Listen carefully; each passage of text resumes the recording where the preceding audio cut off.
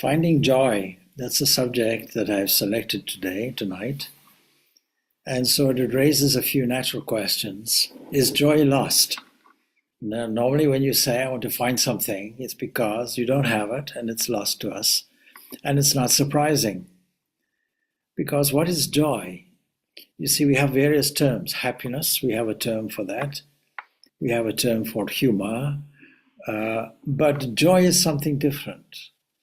And we all experience moments of joy. Shortly, there was a family brought a newborn baby, maybe a month old or something of that nature. And the parents obviously have a joy about it. So there are registered joyful moments that we have. But then in the midst of so-called life, we seem to have lost the joy that we have at moments, specific moments like that. Is it possible to have an internal kind of sense of joy? And here we have to turn to various people of elevated character, saints and sages and so on, and do away with the unfortunate image that they're all a little moody, they're all terribly serious, and they're all have no sense of humor whatsoever, and they're all suffering, and they have a face which looks like a gargoyle, something like that, and the seriousness of their internal state we take.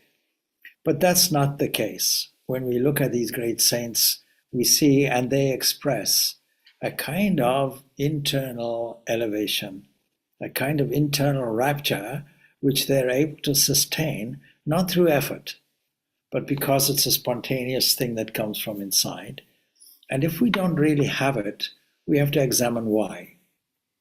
On this basis, our nature, according to the Vedanta, is bliss. Now, how do we know this? Is it just what the Vedanta says? No. If our nature is pristine, in other words, in order for us to experience anything, in order for us to perceive anything, there has to be a perception of motion in time and occupation in space. But let's take the time element. Nothing can happen, nothing can be registered unless there is some static entity that is able to observe it. Unless there is a timeless entity that stands there. This is the logic about it. What about the experience of it? The experience of it has to occur gradually for most people. But first of all, we start off with a principle. The principle is our own true nature. Now we may approach this nature through the joy of devotion, the joy of love. And we have human examples for it. In other words, you see, when two people fall in love, of course there's a reason why we say fall, it's a dangerous occupation. But when two people get that level of attraction and so on, there's an internal joy. Just as there's a joy when a new baby is born and held in a parent's arms. Or we get a joy when there's some kind of accomplishment. Maybe somebody passed an exam or some kind of victory. We get this kind of joy. So we have plenty of examples of momentary joy. And where does this joy come from? First of all, it's registered, it's understood as a joyful moment, and we can cultivate it by a relationship of a different kind. Typically, this comes under the heading of Bhakti Yoga, but there's really no difference between Bhakti and Jnana. When we examine the life of a great mystic, and proximate to us would be Sri Ramakrishna Paramahansa, 19th century mystic, and we see all joy, all overflowing joy. We find a face beaming. It is said that there was a perpetual smile on his face. And the only moments where he wept in anxiety would be in moments, for example, when he was asked, please explain, how does Nirvikalpa, the state of blissfulness, how does it feel? Can you explain it to us? Can you describe it? And he couldn't. It ended up in tears of frustration. And of course, there are moments when the human compassion takes over a death occurs, and momentarily, of course, we experience the opposite of joy. We experience a sadness. For everybody, this happens, but the length of time is important. How soon will we overcome it and replace it with a joy? It requires adjusted thinking. Now, when we look at our mental frame, we can see that all of our thoughts can be observed as conversations. We are always talking to ourselves. And whether we talk to ourselves in a positive way or a negative way is entirely up to us. And when we observe the negative coming out, which comes out as a kind of criticism or a dissatisfaction or a frustration, when that kind of thing happens, it's the beginning of a spiral that, if it continues, can go downwards and can end up in deep depression. So we have to nip it in the bud and catch it. If we were part of it, we wouldn't be able to do anything. But because we're not part of it, because we're in a controlling position, potentially, we can exercise that control. It requires the choice. I'm going to exercise it, the determination to change it. And what is the reason? Why should we change it? Is because it's not like some countries, who I will not name, who enjoy complaining about the weather, say, or whatever. There are some countries that I joke about like that. They're eternally pessimistic and they find joy in their pessimism. But you see, there can be a kind of addiction toward that kind of depressive spiraling downwards. But equally, there can be a kind of addiction to spiraling upwards also.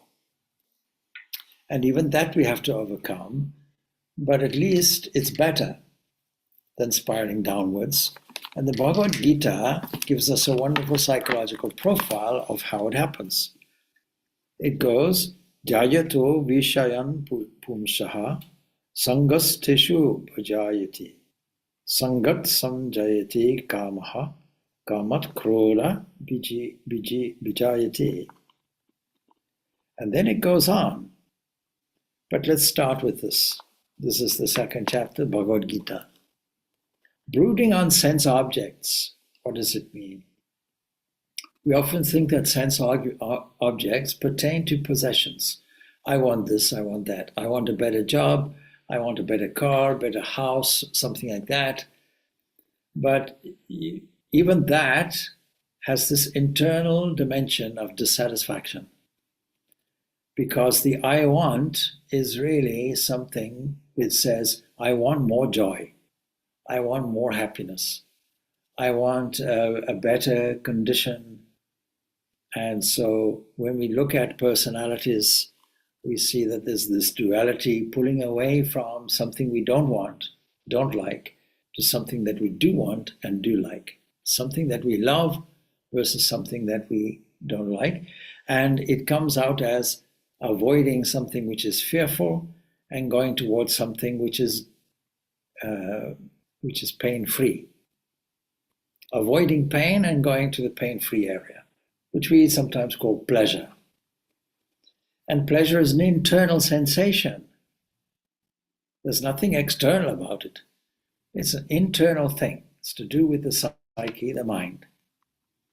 So cultivating this pleasure in a contrast toward avoiding a fearful situation or painful situation is in fact a negative way of dealing with it.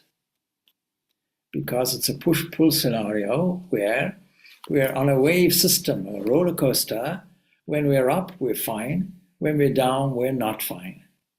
And then it's the effort to push it up again continuously, unless we lose control and allow it to just spiral downwards. So it starts off with what is described as Jayato Vishayan Pumsan, that is brooding on something external to us that we feel will make us internally happy and joyful. So already we are looking for joy. We're looking for happiness, but joy is much better. Joy is a very dramatic sensation. If we were internally joyful, if those moments that we are joyful can be repeated perpetually, then we would be ecstatic. The joy of a relationship, or the joy of a child, or the joy of a victory or a successful moment. If we were to have that perpetually, but all of those examples I've mentioned are reliant on external things, external to us, where we feel there'll be an internal satisfaction. That is called brooding. Brooding means we're dwelling on it. We're allowing ourselves, our attention to linger on it. And as long as we allow our attention to linger on it, the dissatisfaction increases because we haven't got what we want. And without that obtaining what we want, it now goes on to the next development in the profile. Man develops attachment to them. Now we can see how things like that occur when we are children, and there's no reasonableness about it because there's no maturity. So a child looks at something and says, I want it. There's no evaluation whether it's good for me, whether it's bad for me. I want that. And then there's a technique which says, I want it so badly, I'm attached to it. And in adulthood, we just have a more sophisticated version of that. And that is called attachment. The conviction that if I have this, it may be an external thing, but it's really an internal. If I have an internal satisfaction, then that will solve all the difficulties. And so there's a narrowing really of an objective. And then from attachment arises desire. I want it, I don't have it. I have a felt gap in me. I feel I can achieve it or get it from the outside. And from this desire, anger arises. So when we say, where does anger come from? It comes from that frustration. And anger, krodha, is something that can either be mild irritation, mild frustration, to an absolute outburst, where we feel as we did when we were 5 or 4 or 3 years old. The only difference is we say when we were a child, that was very immature. When we're an adult, we don't register as immaturity. And we find a justification, an adult justification for what actually is childish behavior. And so, where is the source of it? The source of it is this desire, this dissatisfaction. And here is where the personality development course that we give, called Enneagram, and Essence of Truth, helps. Because every single personality type will have a certain behavior based on pulling away from a fearful situation to supplementing it with a real need that will solve the individual's problem.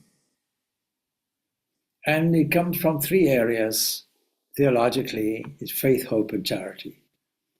That is trust, psychologically speaking, trust and hope, and also more than that, and that is love. We can register these psychologically as wounds, and so these wounds must be healed, and they're healed through antidotes. So if I'm suffering from trust, faith is naturally antidote. And how will I gain faith? How will I gain faith? Faith and trust being the same thing. I have to have an unwavering conviction that I am loved and looked after, and that all my attention toward the object of my love, in this case a personal God for the devotee, or an internal search for my own divine self, my blissful nature, that this becomes a fulfilling thing. And that means then that we have to undergo this without a holiday. It doesn't happen in meditation. It happens in daily life. It happens when we get up in the morning, when we do our daily chores, personal and business, until we come home, and even in the domestic environment. Unless that section of our life is adjusted and well balanced and full of divine glory, full of a sense of wonder, thankfulness, and adoration, then we will always have that frustration.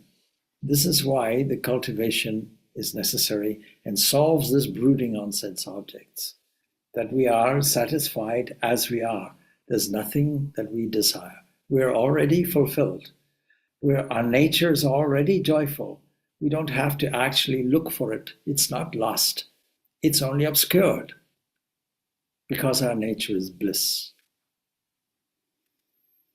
And then it goes on, Krodat bhavati samohat svanti vibramaha. From anger comes delusion. Delusion, the misunderstanding that this life is all there is to life itself, that there is no God, there is no divine, there's no living presence. You know, the whole key to devotional life is practicing the divine presence, feeling the divine companionship at all times, in all places, not some entity far away that we have to make an effort to contact, like some kind of alien. No, it's right here, it's right now. There are some people who ask me, you see, I can't really connect with this God. I don't know, I don't even have a concept of what it is. And the nearest thing I can think of is to ask people, please put your thumb on the pulse just below the thumb there on the wrist. Do you feel it? Yes, I feel it. Okay. What's the cause of it? Now, any physiologist will tell us it's the heart. The heart is beating. It's pumping the blood around. The next question is, what is moving the heart? Now, that's an example of tracing back to a source, because what is moving the heart is a loving entity that does it free and has enough faith in you to fulfill a specific destiny that you have and play your role in the divine life, all life being divine, if you take it like that. Then you take more examples. Digestion of food. This is all to do with physiology. All the things that we are unconscious of and yet are happening. And we are not responsible for it. We don't go and digest food by putting a spoon down and giving the stomach a stir, or inflating and deflating the lungs with a pneumatic machine. None of that we do. So something is doing it for us, and we are unaware of it, and we should be aware of it, and we should be thankful for it. And thankfulness is not just a token gratitude. It's a deep feeling that brings out this sense of joy. And then when we find it in ourselves, in the physiology, we can see it also in the psychology, that all this monitoring, even this brooding, even this thought that is coming out, you see, this question of good and bad, well, it's really just the use or misuse of one single thing. One energy being there, if it is useful and well used, it's called good. If it's misused, it's called bad. And yet we have to have this contrast. Otherwise, how will we register what is good? So we make no judgment, because the whole universe is full of this balance between contrasts. Light and day, darkness and light, good and bad, virtue and vice. Even on the ultimate physical level, even the quantum level, if you like, electron, positron, these pairs of opposites, male, female. This is the way that life works. gravity pulling in, electrical energy pulling out. Without of this temporary out of balance and adjustment constantly happening, life doesn't work, life doesn't move. So when we see that it comes out as a negative, we catch it. We have the capacity to do it. We can play it like a game. You catch it before it spirals downwards, either by letting it go or deliberately introducing a downward spiral through conversation with ourselves. And we can easily trace that and stopping it very quickly.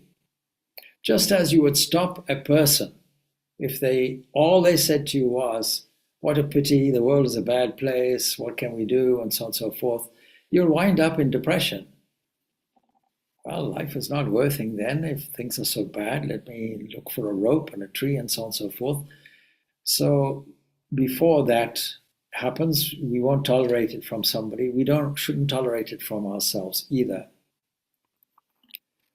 So be prepared that anger will produce delusion, a temporary kind of insanity, because from delusion comes confused memory. We've forgotten our true nature. We've lost all sense of discrimination, because from loss of memory comes the ruin of discrimination. And now we have, there's a phrase for it, lost the plot. And Swami Vivekananda registers it like this. Being an observer, we see a wave of anger coming. By that stage, we are detached from it. It's a wave after all. But when we say, "I am angry," we've now identified with the wave.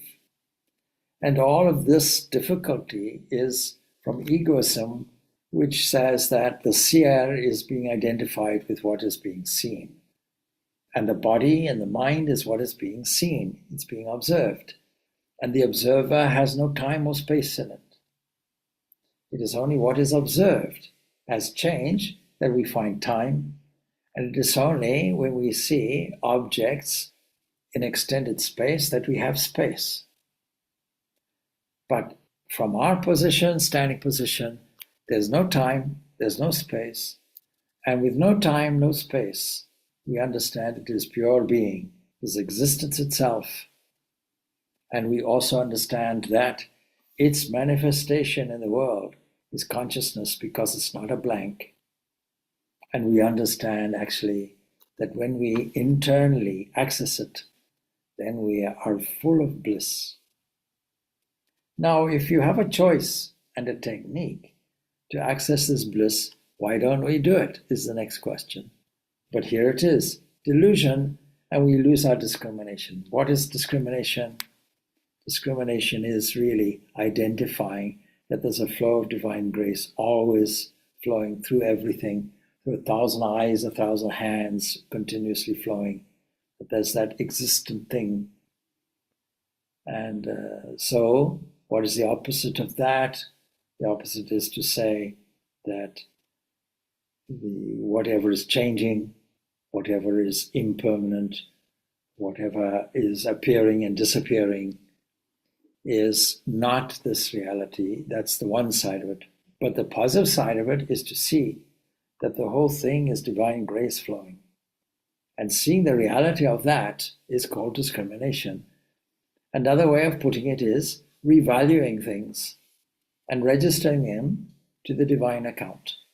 And seeing that flow and feeling that flow everywhere, surely that will produce a kind of internal rapture where you are joyful. And if we use that example again of Sri Ramakrishna, he never waved a finger or wagged a finger at somebody who other people would judge to be immoral, such as, for example, somebody who is drunk. He never viewed it in any negative way. In fact, he approached the person, took the person arm in arm, and danced with him. It reminded him of divine ecstasy. And patiently steering somebody in a positive way, not by prohibiting, but by revaluing. Always in an upbeat mood, always seeing the good side of things. What a wonderful thing. But it's something that we can all cultivate. One person having done it, everyone can do it. So we've lost our memory of our own divine nature, and we may listen to 1,000 talks and lectures on YouTube and what have you, but this one moment makes us forget it all. And so from loss of discrimination, the person perishes. Why? Because if you don't adjust it, the downward spiral goes into the depths of the abyss. And there we find it's difficult to get out of it. Now in the advanced course of the Enneagram, we put it as levels of regression and levels of progression and so on. It's the same kind of thing. We have to notice the spiral either way, upwards or downwards. If it's upwards, we increase it. We increase the momentum. If it's downward, we stop it immediately and change our pattern of thinking. By changing our language, we change all the words. And that is why we see that there is an adoption in positive thinking called affirmations. We put in an affirmation. And the strongest affirmations that you have will be your protecting thought called mantra. Do japa. Japa is the one that protects you from all of this. Continue lovingly repeating God's name. That's your antidote for everybody. And you see, if it's a question of lack of trust, then you cultivate faith. How do you cultivate faith? An absolute certainty that you are being looked after. An absolute certainty that all resources are there in your favor. An absolute certainty that you are continuously being flooded with divine grace. An absolute certainty that that divine grace comes in the form of the capacity to think. Because before you steer the thought, it's a neutral flow of energy. When you give it a direction, you can either put it in a positive way or a negative way, called Shreyas and Nisras, two channels that comes out in the Kathopanishad and the Bhagavad Gita. We have that choice, taking this thing, this grace that we call thought, and steering it in a positive way, delightful way, joyful way. But we have to apply discrimination. In other words, we have to revalue the world. We take it as a divine play of waves. We can take it in different ways. If it's a creation, if we think of that and God is a creator, then every component of the creation, including your own body and your own mind, and your own history, is divine. It's a creation after all. And where the spiral goes downward is when we open ourselves to listening to our inner voice of the past. Charles Dickens gives us these ghosts that come up in the Christmas Carol, the ghosts of Christmas past, future, present, and so on and so forth. Something profound in that. If we continue brooding on the past objects, on the past things, then we'll automatically talk ourselves into a state of depression. So we can always elevate the mind. At any moment in time, we have the capacity to do it.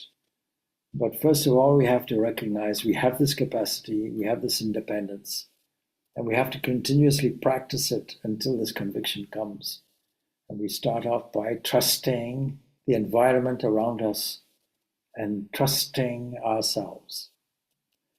Definition of an atheist from Swami Vivekananda's point of view is an atheist is somebody who has no faith in themselves, because the essence of yourself is absolute divinity, nothing short of divinity.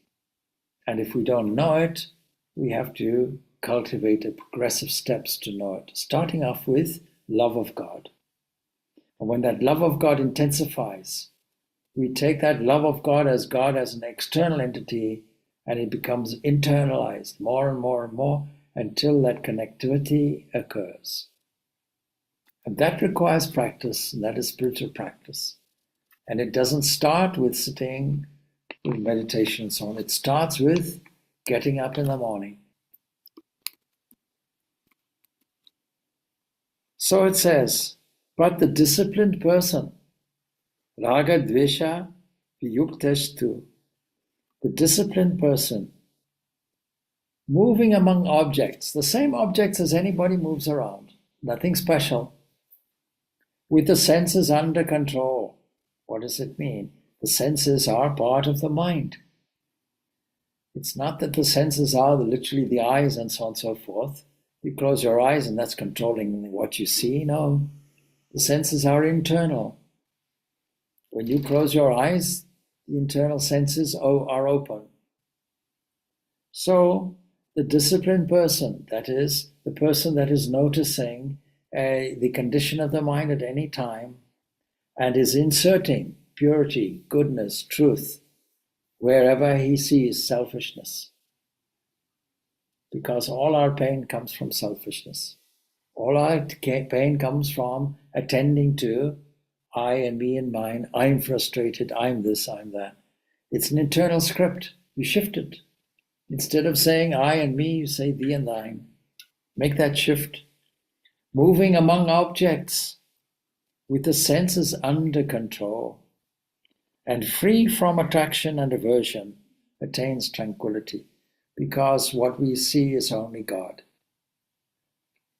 not some object which we think by handling it in a strategic way, we will avoid pain and engage in pleasure.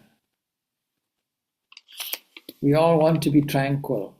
Now there's joy in this tranquility also. And in tranquility, all one's sorrow is destroyed. This is what we all want. We want nothing to do with sorrow. So, how do we destroy our sorrow? In tranquility, all one's sorrows is destroyed because the intellect, the discerning faculty in the mind of the tranquil-minded soon becomes firmly established in the divine self. And when we become firmly established in the divine self, in other words, be still and know that I am God is the biblical statement. And when we are established in self, how do we establish it? By practicing and practicing until it becomes familiar territory, established in that, continuously controlling the senses, doing it without a holiday. It's a perpetual game. When we do that, then we find our inner joy. We have found our joy. It's not lost to it. In fact, we have rediscovered it. There is no spiritual understanding. Nasti buddhe ayuktasya nacha yuktasya bhavana. There is no spiritual understanding for the uncontrolled. Nor can that person meditate. Imagine trying to meditate if your whole day is in turmoil. And without meditation, there's no peace. And without peace, how can we have happiness or joy? So there's the profile. In order to get happiness or joy, we need to be peaceful. No disturbance in the mind, no anxiety, no tremors, no difficulties in the mind. Always making sure that the mind is, or the attention more accurately, is steered in a positive way, playing a game like that. Wherever we see rajas and sat and tamas, wherever we see self-centered occupation in the mind, we replace it with something that is supremely positive. And the definition of that is no sense of egocentricity, a sense of appreciation of the divinity everywhere. And the divinity is intrinsically beautiful, is intrinsically light, is intrinsically pure, is intrinsically elevating. When we practice that and have peace of mind, how do we do that? We do it through meditation. How do we do meditation? We do meditation by controlling all the senses. There is no spiritual understanding for the uncontrolled, nor can he meditate. And without meditation, there's no peace. And without peace, how can we have happiness? First is control, second is meditation, third is peace, and fourth is happiness. Control in yogic language is yama. Meditation in yogic language is dhyana. And then we access our own divine nature, which is bliss. Just as a gale carries away a ship on the waters, the mind that yields to the wandering senses carries away the discrimination. Therefore, his wisdom is steady, whose senses are completely restrained from their objects. It's a continuous game like this. That which is night to all beings in that man of self-control is awake. That in which all beings are awake is night to the illumined sage. In other words, the conventional person with conventional behavior, we have to completely turn around in our own case. We have to reverse our values and habits so that they're all positive. And then, of course, as rivers flow into the ocean, which, though brimful, remains undisturbed, even so, the wise person, that is the person of wise behavior, through whom all desires flow, attains peace. Flow without him being affected. Let them flow. Don't restrain, don't repress. Attains peace, not the one who runs after desires or the objects of desires. Resist ye not evil is the biblical statement for it. That person attains peace who lives without longing, abandoning desires, and without the sense of I and mine. This is to have one's being in the Supreme, which we call Brahman. Attaining this, one is no longer deluded. Being established in the state, even in the hour of death, one attains oneness with Brahman. Even having led historically a shaky life, at the last moment we can steer our thought toward the highest. Keeping that fixed, then it'll continue. What a wonderful and hopeful message. Now the Taittiriya Upanishad has a lot to say about bliss, because there's a whole section on bliss. In fact, it's a Dwali, which is to do with bliss. And so we get some insight into what is meant. This section begins with a very profound statement. It says that non-existent truly was this world in the beginning. That's a wonderful statement.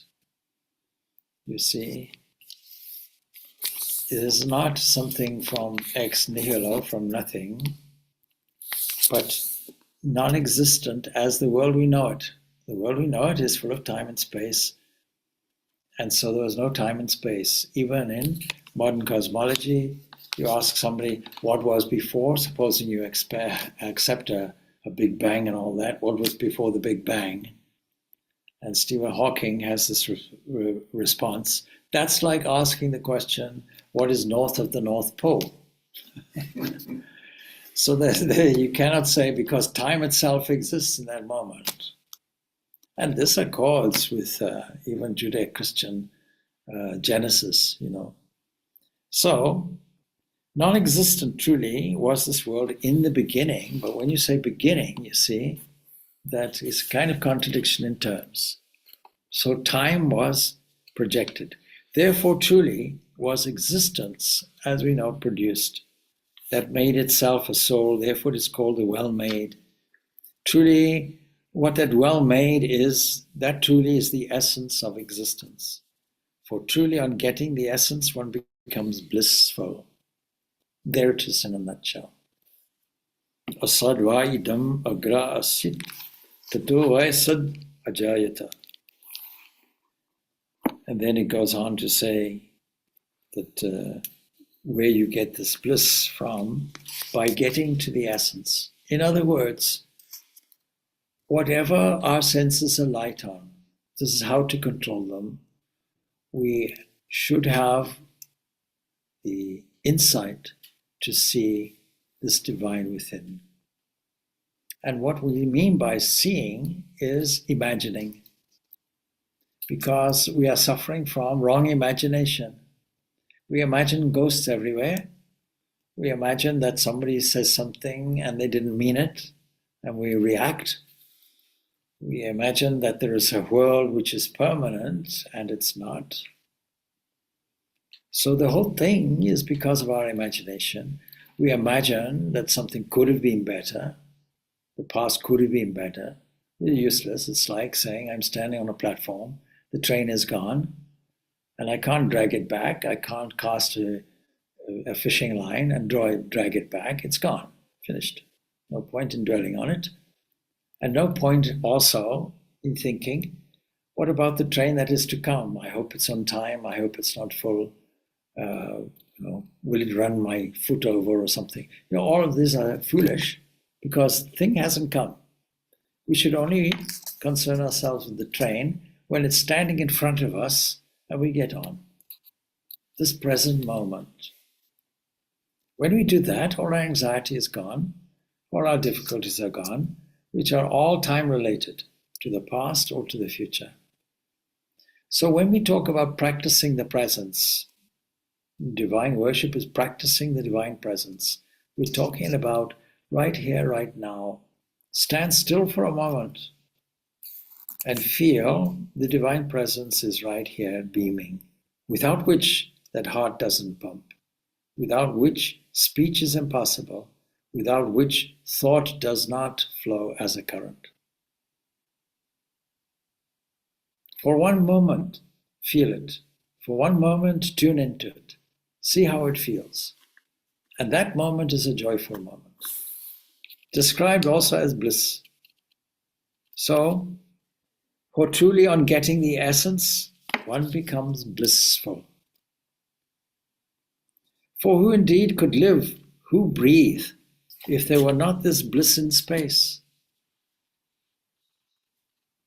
This truly is it that bestows bliss, for truly when one finds fearlessness as support in him who is invisible, bodiless, undefined, without support, doesn't have to be supported, it supports, then has he reached fearlessness. What is the opposite of joy? Sorrow. Where does the sorrow come from? It is fear-based. Disappointment and fear-based. And so, fearlessness in some way is a goal. When all those fears go, then we discover bliss. Then it goes, when, however, this soul makes in this one the smallest interval, then for him there is fear. As soon as time comes in, there's fear. That truly is the fear of the knower who does not reflect. As to that, another verse can be quoted, and so it goes on. And there's a whole commentary, of course, from Shankaracharya and others. Now, to get some idea, so from a kind of awareness, which we might characterize as fear, the wind blows. From fear of him, the sun rises. From fear of him, Agni, Indra, and so on act, and death, the fifth, runs. But there's an inquiry concerning bliss. Now, an imaginary scenario. Let there be a young person. I heard about a survey, a very costly survey once given on happiness. They discovered in their survey that young people are happier than the older people, and that well people are happier than sick people, and that wealthy people were happier than poor people. Well, you didn't require a big survey and a big inquiry with accumulating lots of data to understand that. There was the case of the man who won the lottery, and he saw it, so he thought, well, let me present myself in a better way, because my immediate need is that I think I have a pair of trousers and I'm caught up in the spirit of generosity, so let me give the trousers away And so he gave the trouser away to a poor man and thought, well, I'll go and collect my lottery prize now. Then he realized, oh, the lottery ticket was in the trouser pocket, not with somebody else. So we can see a youth, a good youth, well-read, prompt in action, steady in mind and strong in body. Let this whole earth be full of wealth for him, and you can take this as one unit of human bliss, just to get some understanding of what we mean. And then if you take 100 times this human bliss, that's one bliss of human kind of beings, which fairies or something like that, we can imagine. Also of a person who is well versed in the Vedas, who is not smitten with desire, is equivalent to that. You take any version of bliss, but it's repeated that the person who is well versed in the Vedas, that doesn't mean to say in the literature, in the books. It means to say aligned to the truth. And the result of that is not affected by desire. It all comes back to desire. And so it goes on like that. Whatever example you give, and you can rate increasing levels of bliss, no matter how much bliss is added, it's still that person who is well versed in the principles of truth and has no desire as a result. It's equivalent to that, whatever version of it you make. So our nature is blissful, and we have to continuously register this bliss and live in joy. And we have every opportunity at every waking moment to do it. And you see, if we are continuously fearful, we won't get it. If we are continuously full of desires, and we may say, I don't have any desires, thinking that is desires for physical objects, say, but actually the subtle desires are much more telling. For example, a desire for security, or a desire to be loved, or a desire to be rewarded, or a desire to be accepted. And the contrary to that will be a fear of being rejected, or a fear of things happening against me, or a fear of unexpected things happening, or a fear of not being needed. All of these are fears, and all fears really are irrational, now you may say, but there are some things that, phobias, for example, which seem extremely real, but they are only real as far as we don't discern, as far as we don't see the divine there. When we don't see the divine there, fear comes. So we always have to see and feel the divine in every single moment, in every person, in every place, in every event, and react accordingly with a sense of joy and positivity. What's the alternative? The alternative is to give yourself health difficulties, mental difficulties, and you see this brooding on objects, this spiraling downwards that the Bhagavad Gita so beautifully describes, and ends up in ruin, actually. So we can elevate ourselves by ourselves. Sixth chapter of the Bhagavad Gita tells it very clearly. We can take our attention, is what it means, and we can shift it upwards, like a gear, shifting it up. We first notice it, but don't notice it even when we are overwhelmed with it. It's not too late to readjust it. Let it come, let it go, and then put something in positively. Make a movement like that. This is called spiritual practice. Spiritual practice is not founded on sitting, meditating. There's a place for that, no doubt. A place for meditating, prayer, and so on. But active living prayer is in your working, waking life by feeling and relating and connecting to the divine presence in every waking moment. And when we do that, the profound beauty and depth and richness of internal life when we meditate is accessible to us. So we leave it there now. And since we have still a few moments, we can take some comments or questions, make it an open forum. Can I ask a question, Swami? Yes. You remember you were saying about this spiral downwards? Yeah. When you let desire get the better of you, and then that develops into anger, and anger you lose reason and all that. In one of the Upanishads, remember that chap Nachiketas? Yeah. One of the lines he said is, "I know what happens to the liar." You know that line from that Upanishad? What did he mean by that? I know what happens to the liar. Is that a similar type process? You deny what's actually there. You go on a similar sort of spiral. Would that be? You see the whole process. When we say practice, we're talking of practice of discernment or discrimination and detachment. That's really what practice is. But what does all that mean? Well, the other side of the discernment, and we can put it in a devotional way, is seeing the most positive thing that we can see, and that is the reality. Anything short of that is not truthful. And that's where a lie comes in.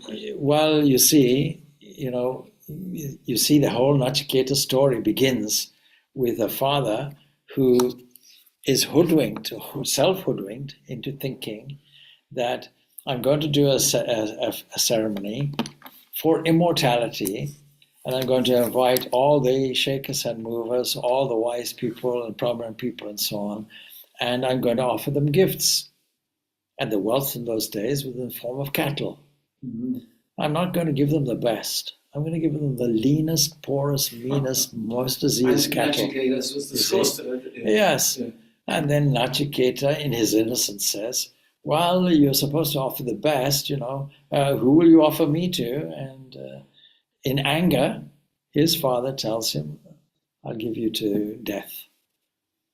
Now, he would have regretted that, but you see, the anger comes out there, you see. You're not in control there. Yeah. So the truthfulness about making a worthy offering in contrast to, well, actually, I can get away with this, you see. So not a sincere thing. So lack of truthfulness there. And Nachiketa's truth embodied in a very innocent, in the embodiment of faith. The faith that, firstly, the faith derived from truthfulness, and then secondly, the faith in waiting for Yam, who's away for 3 days, and the faith in not accepting all the objects of desire that is offered, because this depth of truth that he asks for finally as a third wish, death is reluctant to give him, because this is the most profound thing, and not even the deities understand this. So let's test it out. I tell you what, and we put it in modern language. I'll give you a huge fleet of cars, the latest cars, let's say electric cars, modern day version, chariots. I'll give you as much property as you want. I'll give you a whole country. You can go a whole country. You can have as much wealth as you like. You can have as many pleasures as you like, and these pleasures are delineated. Anything that would normally tempt a person, if you asked a person, if you won 6 million euros, what would you do with it? That's a very testing question, because immediately it brings up the kind of temptation which is orientated around oneself, because we dream. What do we dream? We allocate happiness into material objects. And we see the lifestyle, say, in Monaco or something like that, and say, yes, that would be great to have that. I can retire for the rest of my life. I don't have to have awkward clients anymore, or struggle, or pay mortgage or anything. All of these problems get solved, see. But the fact is, he's dealing with Yama, death. And the significant thing about death is it's going to happen to every single one of us. And a beautiful, beautiful way in spiritual life, a very significant way that will jerk us into reality, will be to assert that one day, and it may be tomorrow, it can happen to us. It can happen at any moment in time. Nobody knows when, nobody knows where. But it will happen. There's no doubt. And to dwell on that, what will happen? Where will I be? What will it be like? What will happen afterwards? And secretly, most people have a fear of death because it's a fear of self-annihilation.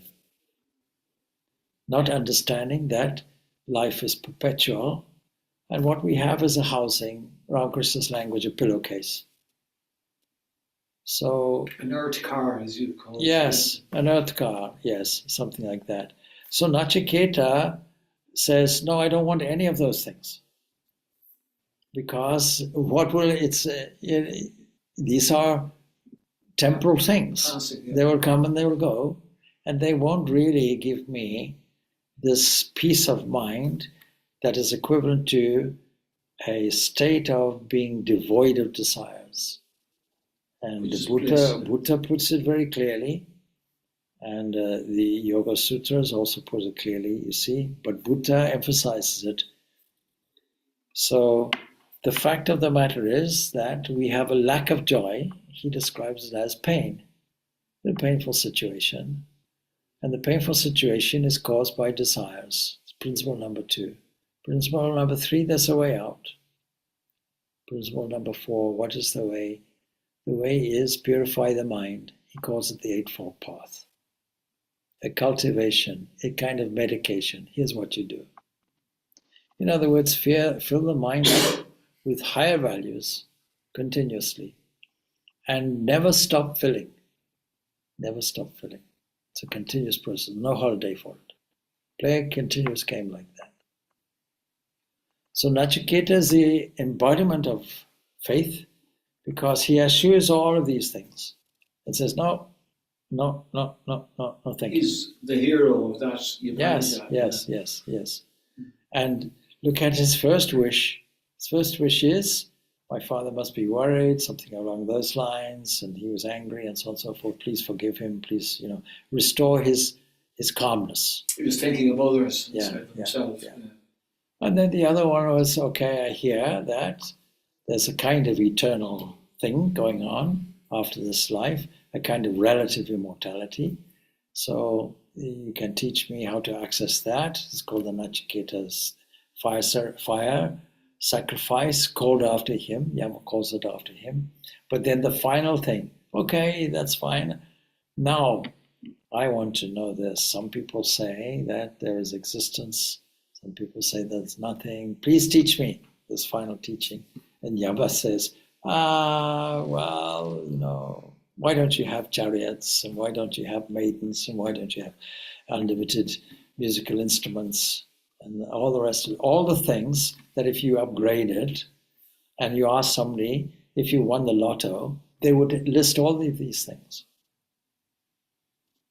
And Nachiketa, 12-year-old boy, says no thank you to all of them. Was he only 12? Was it? I would estimate. All right. So we leave it there then. Om Shanti, Shanti, Shanti. Peace, peace, peace be unto all. Thank you, Swamiji. Good. Thank you, Swamiji. Thank you, Swamiji. Thank you.